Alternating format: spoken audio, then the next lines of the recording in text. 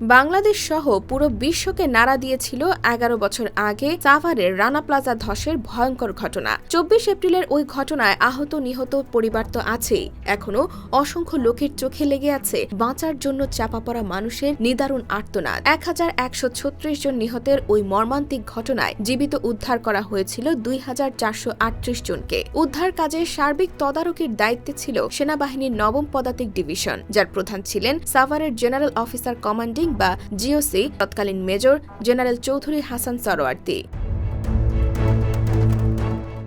২০২৩ সালের অক্টোবর থেকে কারাগারে থাকা সাবেক এই এসএসএফ প্রধান মুক্তি পান গত ৬ আগস্ট। তার দাবি, রানা প্লাজায় নিহতের সংখ্যা কম দেখাতে নির্দেশ দিয়েছিলেন শেখ হাসিনা। তিনি বলেন, এক পর্যায়ে সাবেক প্রধানমন্ত্রী শেখ হাসিনা আমাকে নির্দেশ দিলেন, অনেক তো উদ্ধার হলো, এবার আটকে পড়াদের চাপা দিয়ে দাও। তবে উদ্ধার কাজ বন্ধ করতে রাজি হননি তিনি। জবাবে বলেছিলেন, এটি অসম্ভব। পরে শেখ হাসিনার নির্দেশে প্রথমে তাকে জীবিত কিংবা মৃত শেষ ব্যক্তিটাকে উদ্ধার না হওয়া পর্যন্ত এই অভিযান চালানোরও নির্দেশনা দেওয়া হয়েছিল।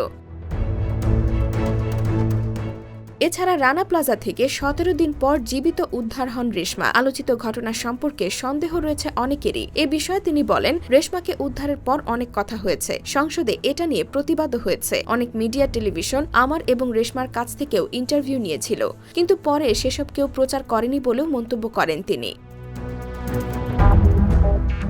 শুধু রানা প্লাজা নয়, ২০১২ সালের নভেম্বর মাসে তাজরিন ফ্যাশন নামে একটি পোশাক কারখানায় আগুনে অঙ্গার হন ১১৭ পোশাক কর্মী। হাসান সরোয়ার্দীর দাবি, তাজরিন ফ্যাশনের ঘটনার সময়ও তাকে আইনসিদ্ধ নয় এমন নির্দেশনা দিয়েছেন সাবেক সরকার প্রধান। তিনি বলেন, প্রথমে সেনা সদস্যের মাধ্যমে এবং পরে প্রধানমন্ত্রী নিজেই বলেন, এই লাশগুলোকে পুলিশের কাছে দিয়ে গুম করে ফেলতে হবে। আমি এর কারণ জিজ্ঞাসা করায় প্রধানমন্ত্রী বলেন, গুম না করলে পরের দিন বিএনপি এবং খালেদা জিয়া লাশ নিয়ে মিছিল করবে, রাস্তাঘাট বন্ধ করে সরকারের বিরুদ্ধে আন্দোলন শুরু করবে। এমন আরও অনৈতিক নির্দেশনা অমান্য করায় তিনি আওয়ামী লীগ সরকারের অপ্রিয় পাত্রে পরিণত হন বলে দাবি করেন ন্যাশনাল ডিফেন্স কলেজের সাবেক এই কমান্ড্যান্ট।